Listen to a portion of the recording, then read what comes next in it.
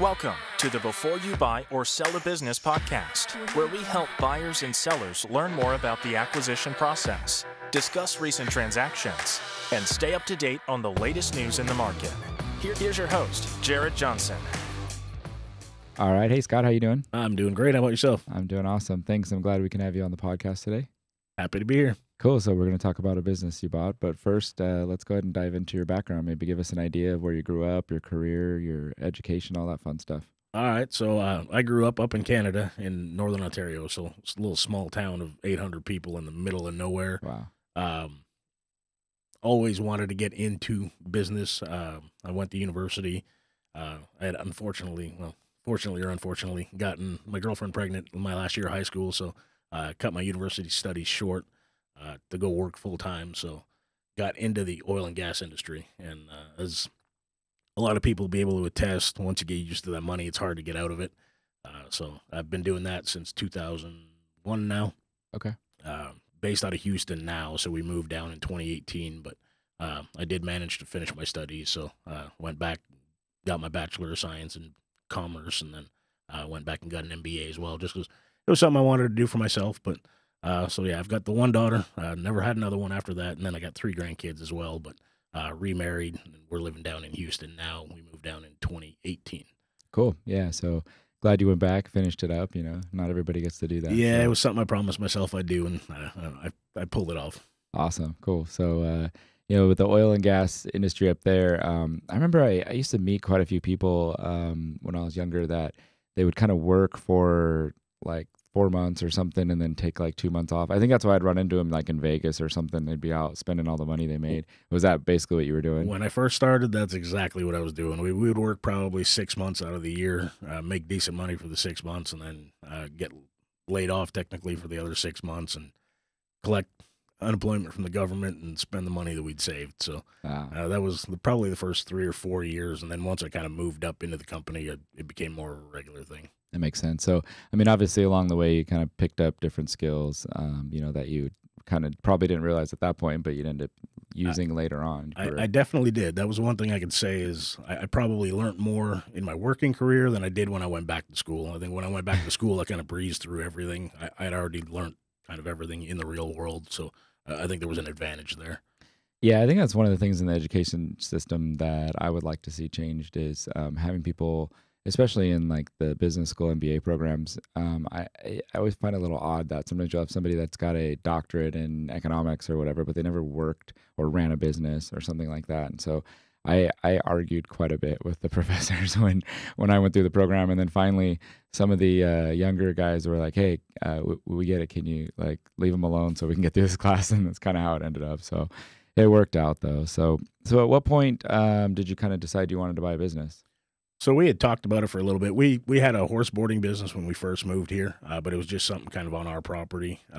With the inflation and the price of hay and everything that went up, it was just hard to be sustainable. So we were looking for something for my wife to do. Essentially, is really what I wanted. She wanted something to keep her busy, bring some additional income. So we started looking at different businesses to buy. And where'd you go to look for them? She found it online. I want to say it was Buy Biz Sell or Biz Buy Sell. Biz Buy Sell, yeah. Okay. And then she reached out initially to the broker there, and then I got involved after that. Okay. So what were the things that kind of attracted her or you to that listing specifically? It was, so she's always been into eating healthy, things of that nature as well. So it was a meat market, obviously. So there was kind of interest there. And then with us having the land, it was possibly something that we could expand on down the road. So that was a key point. And then once we seen the numbers, the cash flow was kind of the big selling point. Okay. So yeah, maybe give us an overview of what the actual business was that you ended up making an offer on. Okay. Yeah. So name of the business is Ainsworth Meats. We kept the same name. It's meat market located Magnolia, Texas here. So it was, numbers looked good initially. We went through everything. She's seen some areas that we could probably use to grow, whether that be online sales, more organic meats, things of that nature. And that was kind of the key. So from there, we just dove into it, went through due diligence, made the offer, and then worked with you guys to get everything finalized. Yeah. So, people that probably aren't aware of Magnolia, how big of a city is that? So Magnolia is actually a pretty small town, but it's just right on the border of the woodlands in Texas. Okay. So just the surrounding area, there's a few 100,000 people around. So it's a decent sized market, especially where it's located. Yeah, that area has grown quite a bit, huh? It's All those Californians moving in Texas. yeah, we live a little further north in Conroe, so we're about Mhm. 35 minutes away from the store. But that whole area is just booming. A friend of mine grew up in the woodlands area, and he told me that back in the 70s and 80s there was nothing there, and now it's back to back to back. There's a concrete jungle. Houston continued essentially. Yeah, yeah. I think maybe one day it'll all just connect in Dallas, Austin, and Houston. Who It's knows? probably going to. Yeah, it'll be a while, but it'll happen eventually. So yeah, I remember when you reached out to me, I saw Conroe and I just immediately thought of Parker McCollum. And you're like, yeah, he's a legend around here. So I Yeah. mean, you can't help if you listen to any of his music, he talks about it in every fourth song probably. So Yeah, he's a legend around there, and I his godfather I used to work with, and he works in the same industry as me. So I actually met the young man when before he got famous. oh, cool. Yeah, his I went to a show in Dallas one time, and his mom, his brother was playing with him that day, and his mom stood next to us and talked to us the whole time. Super nice family. So Yeah, that's pretty always cool. cool. Yeah, it worked out pretty well. So, all right, so we'll get back to topic. Sorry about that. Oh, so you once you saw the business, do you remember what it was listed for? Not off the top of my head, I want to say it was mm, just under 600,000, I believe. Okay. And then, so when you were evaluating the listing and trying to make a decision if you wanted to move forward, what were some of the main things? I know you talked about like potential, obviously. Was there anything else that you kind of looked at when you decided to make the offer at a certain dollar amount?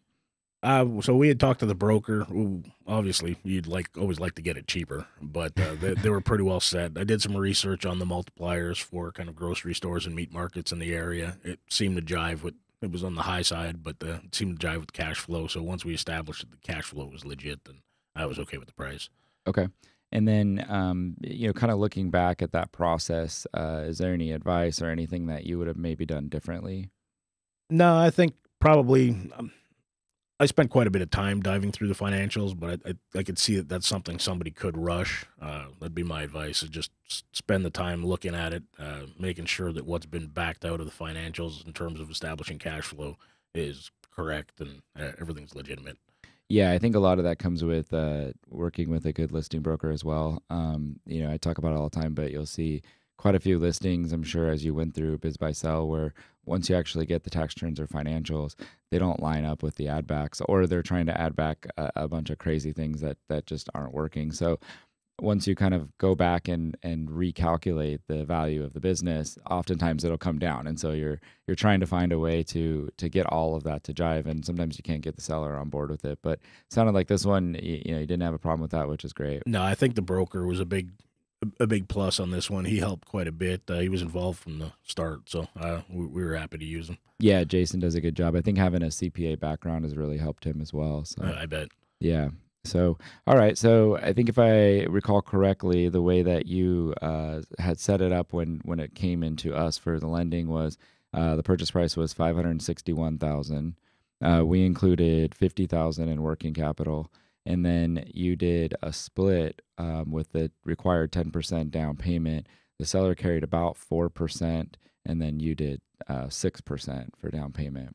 Correct. So that worked and met all the guidelines. So we sent in underwriting. Actually went back and kind of read through my emails and information, and we didn't really have too many questions or push back too much, which is usually a great sign that not only are you and your wife qualified, but the business looked good. So that's always kind of a good sign.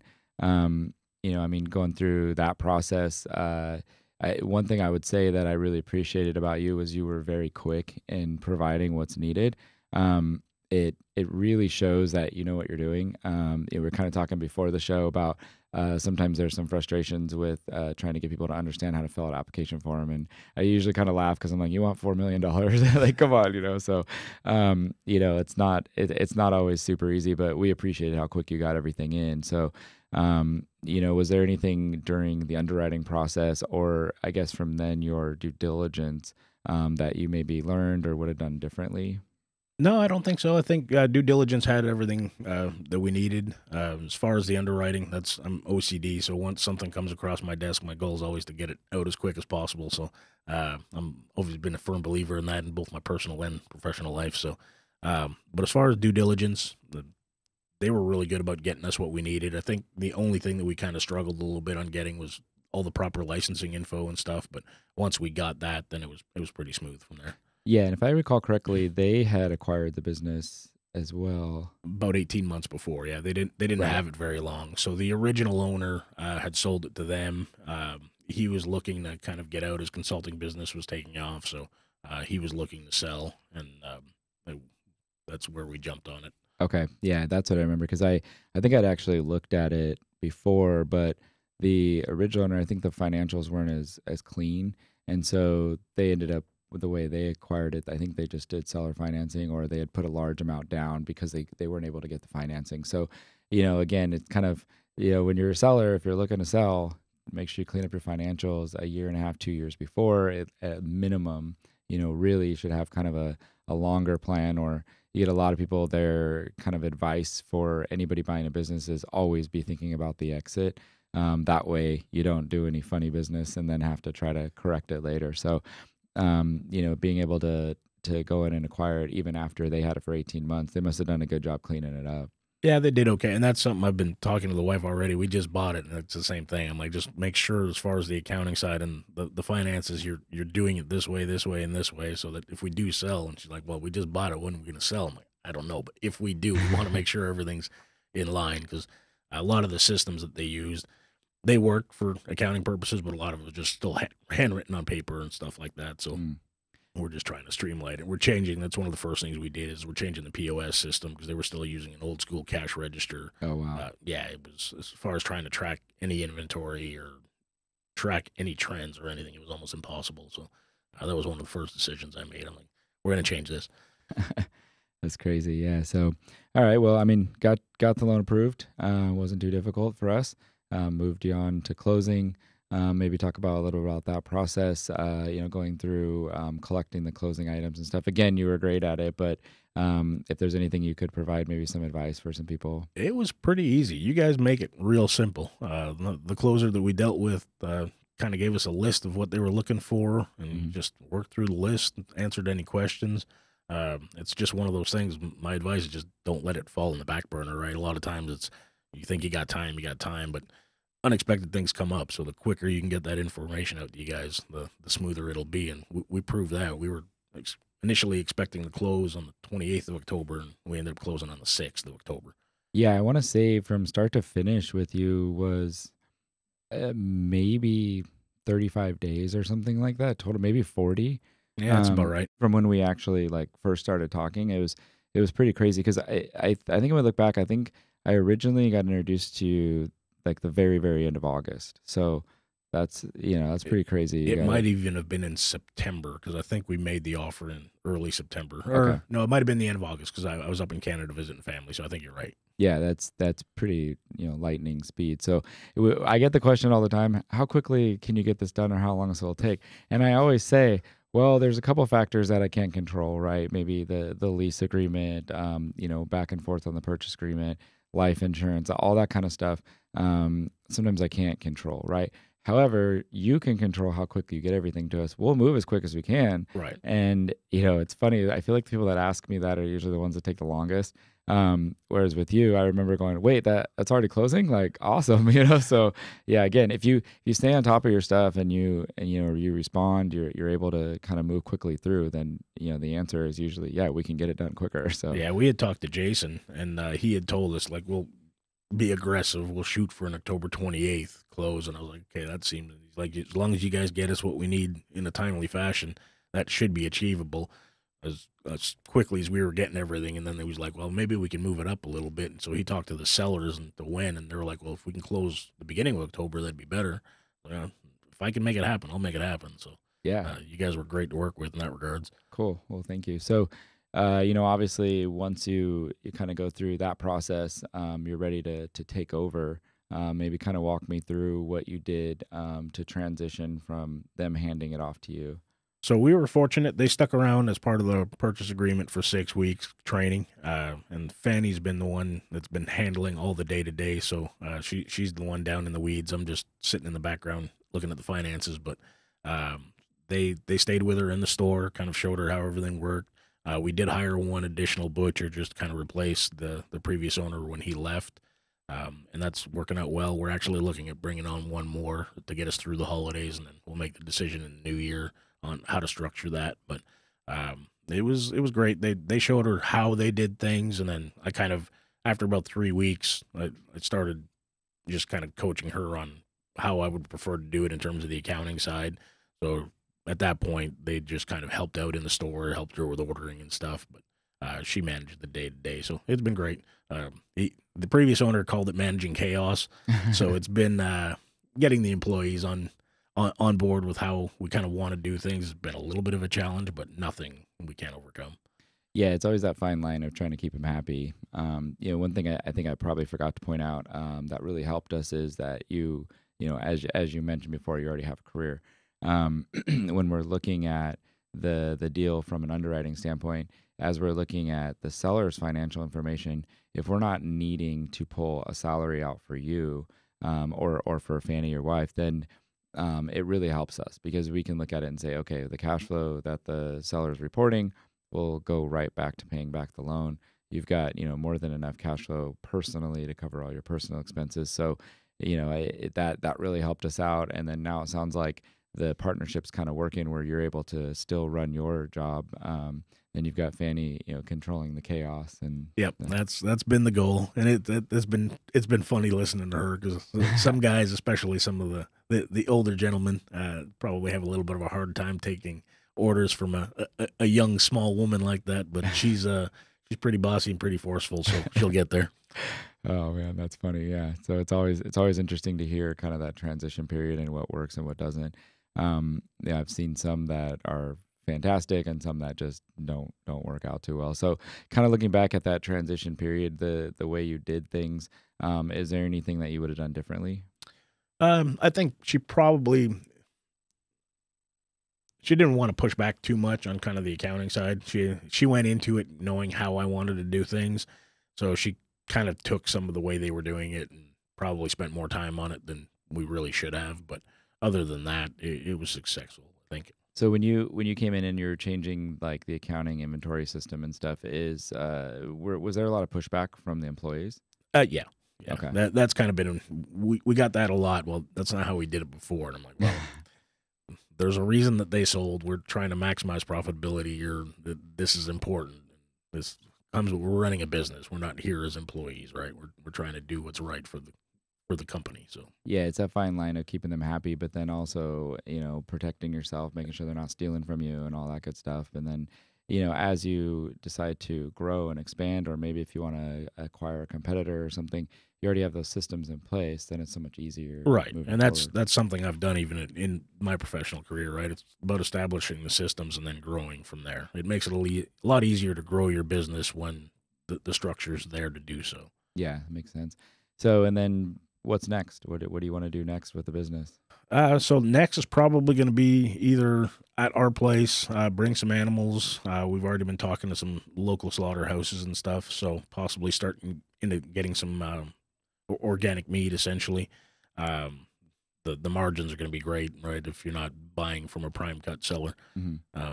And then either that or possibly buying a smaller property to keep the animals on closer to the store, just because, like I say, we're 40 minutes away, 35, 40 minutes, depending on traffic. It can be an hour. Mm-hmm. So that's kind of the next step. And then we're also looking at, once we do that, possibly getting in and growing into some food delivery, not necessarily just ordering the meat online, but packaging meals, kind of like HelloFresh and stuff like that. Okay. Start locally and then go from there. Yeah. Because that's one thing we've noticed, and that was a big part of why we looked at the meat market, is just what you're able to get at independent meat markets versus the grocery store in terms of quality of meat it's bar none. So it was kind of a no-brainer for us. It's been great for my diet. There you go. Yeah, you don't have to pay as much either for it, so it makes sense. Yeah, I'm paying retail just because, but it's so the price isn't really changing, but the quality of the meat's been a lot better. Yeah, that's great. Yeah, I didn't think about the it's kind of interesting if you're able to actually kind of grow your own livestock. Being in Texas, one of the great things you can do. And so we'll start with pork, beef, and then probably chickens, and then go from there. All the exotic stuff like the elk and venison, we're still just ordering from vendors because that's got to be regulated farm. But yeah, it's so interesting to think about. Yeah, go pick up some kids from Texas A&M or something, and have them come teach you how to do it. Exactly. Cool. As far as like buying any competitors or anything, do you think maybe that's maybe down the road? Okay. And that's so Ainsworth used to be there was 3 locations initially with not even the previous owner, but one before that, the actual Ainsworth, Mr. Ainsworth.